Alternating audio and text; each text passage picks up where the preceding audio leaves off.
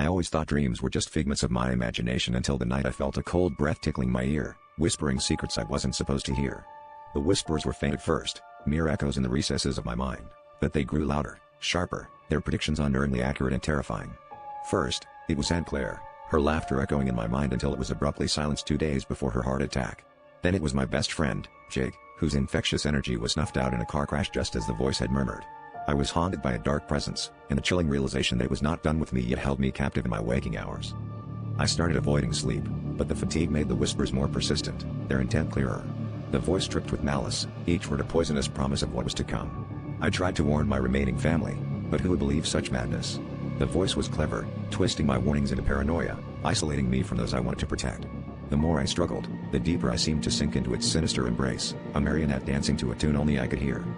Act 2 began when the voice turned its attention to me. "Your turn," it hissed, the words cold as ice, cutting through the fabric of my sanity. It whispered my fate, a chilling prophecy that painted my demise in vivid, horrifying detail. It promised an accident, something mundane yet deadly. Every step I took was fraught with peril, every corner hid potential disaster. I was a prisoner of fate, desperately trying to outmaneuver a destiny I couldn't escape.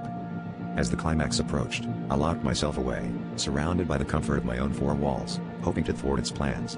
But the voice was relentless, a constant murmur that eroded my defiance. On the last night, the whispers stopped abruptly, leaving a void filled with an ominous silence.